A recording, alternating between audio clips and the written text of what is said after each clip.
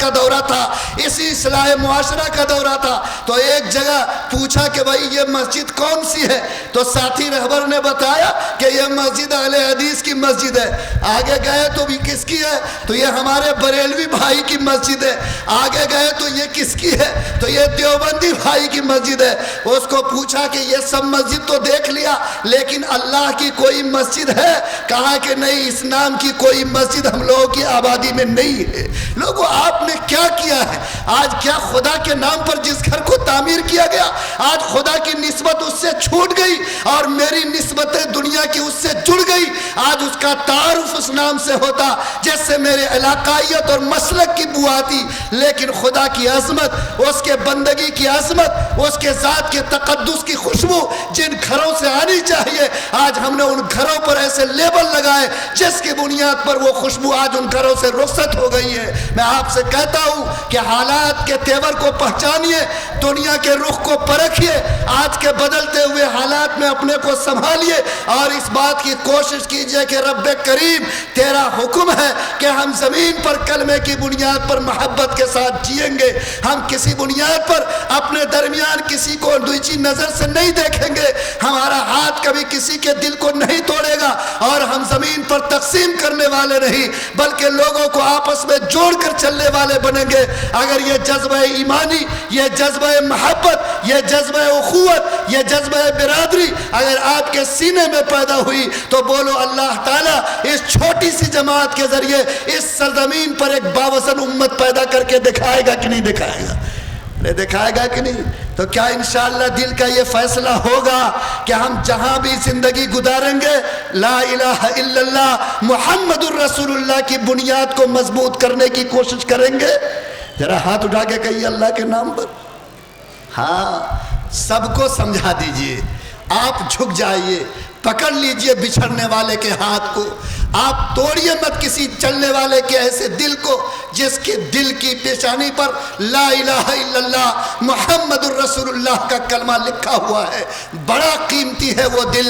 علماء نے لکھا کہ پیغمبر صلی اللہ علیہ وسلم کی زبان سے یہ بات کہی گئی کہ اگر کوئی بدنصیب مسلمان اپنے ہاتھ میں ہتھوڑا لے لے اور مکے کی سرزمین پر جا کر خانہ کعبہ کی دیوار کو توڑے تو اس مقدس گھر کو توڑنے والا اللہ کی نظر میں اتنا بڑا مجرم نہیں جتنا کسی ایمان والے کے دل کو توڑنے والا اللہ کی نظر میں مجرم اور اللہ کے نظر میں گنہگار اور باغی ہے۔ لوگوں بتاؤ، جو دل اتنا مقدس ہو اور جس دل کے پردے پر کلمہ لکھا ہو، آج اگر آپ اپنے ہاتھ سے، آپ اپنے زبان سے، اپنے عمل و کردار سے اگر اس دل کو زخمی کرتے ہیں، دل کو توڑتے ہیں، سماج میں کوئی تقسیم کی لکیر کھڑی کرتے تو کسی قیمت پر اللہ اور اس کے پیغمبر کو یہ عمل پسندیدہ نہیں ہے۔ بس میرے بھائیوں، آپ نماز جماعت سے پڑھیے، آپ روزہ مل جل کر رکھیے، آپ حج جا کر اجتماعیت کے ساتھ ادا کیجئے،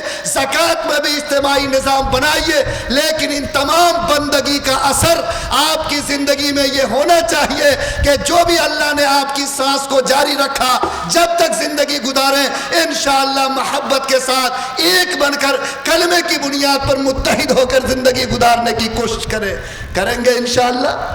تو آج کا بڑا پیغام ایک بن کر جینا ہے، ایک بن کر رہنا ہے، اور ہماری زبان سے سنیے کہ آج کا بڑا پیغام کہ ایک بن کر تم رہو۔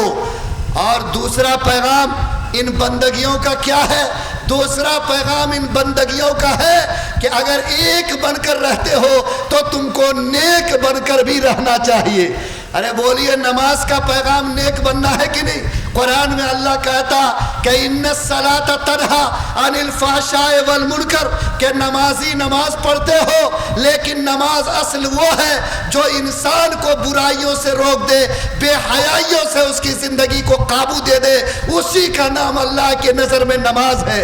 روزہ آپ رکھتے ہیں، اللہ نے فرمایا کہ روزہ اس لیے فرض کیا لعلکم تتقون، تاکہ تمہاری زندگی میں تقوی آ جائے، یعنی تم برائی سے بچنا سیکھ جاؤ۔ اللہ اسی لیے روزہ کو تمہارے اوپر فرض کیا۔ آپ حج کرنے جاتے ہیں، اللہ تعالیٰ نے کہا کہ حاجی جو ارادہ کیے ہو حج کا، کان کھول کر سنو، اگر حج کو کامیاب بنانا چاہتے تزودو تو تم توشہ لے کر جاؤ۔ کس چیز کا توشہ لوگے؟ فتزودو ان خیر الزاد التقوی، کہ سب سے بڑا توشہ جو حج کو کامیاب بنائے گا وہ تمہارے تقوی کا توشہ ہے، اللہ کے ڈر کا توشہ ہے، برائیوں سے رکنا تم کو آ جائے، یہ سب سے بڑا توشہ حج کو کامیاب بنانے والا۔ گویا حج کا مقصد نیک بننا، روزے کا مقصد نیک بننا، نماز کا مقصد نیک بننا، گویا یہ جتنی عبادتیں ہیں یہ ہماری زندگی میں ایک بریک لگاتی ہے، جس بریک کے نتیجے میں ہم ایمان والوں کو گناہ سے بچنا آ جائے، نیکی کے راہ پر چلنا آ جائے، اور زندگی میں ایسی قوت نصیب ہو جائے کہ ہماری زندگی کبھی بھی بے لگام نہ ہو اور کبھی بھی گناہ کے طرف میرا قدم نہ بڑھ سکے۔ پس میرے بھائیوں، آج کے اس جلسے کا ایک پیغام تھا کہ ایک بن کر زندگی گزارو، اور دوسرا پیغام جو آج کے جلسے کا ہے کہ اگر واقعتاً آپ نماز پڑھنے والے ہیں، روزہ رکھنے والے ہیں، حج کرنے والے ہیں، تو آج تمام بندگی آپ کو یہ پیغام دیتی کہ آپ کو نیک بن کر جینا چاہیے اور آپ کی زندگی میں گناہ کا داغ نہیں لگنا چاہیے۔ بولیے یہ ہماری بندگی کا پیغام ہے کہ نہیں؟ ارے بولیے نہیں کہ نہیں؟ تو کیا انشاءاللہ ہم لوگ نیک بننے کی کوشش کریں گے؟ نیک کب بنیں گے؟ جب برائی کا چسکا چھوٹے گا، لیکن جب برائی کا داغ بدن پر رہے گا اور برائی کا لیبل بدن پر رہے گا تو بولو دنیا ہم کو نیک سمجھنے کو تیار ہوگی؟ نہیں ہوگی۔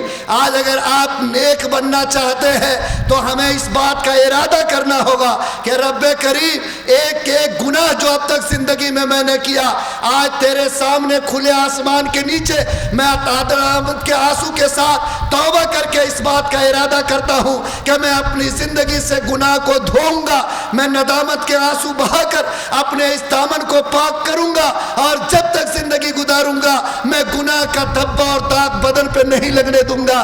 بولو اگر یہ ارادہ کرو تو اللہ تعالیٰ اس کے صدقے میں ہماری زندگی کو نیک بنا کر کھڑا کرے گا کہ نہیں کرے گا؟ کرے گا انشاءاللہ۔ تو ہم لوگ نیک بننے کا ارادہ کرتے ہیں، اور نیک بننے کے لیے برائیوں کو چھوڑیں گے کہ نہیں چھوڑیں گے؟ آج زندگی کا نقشہ کیا ہے؟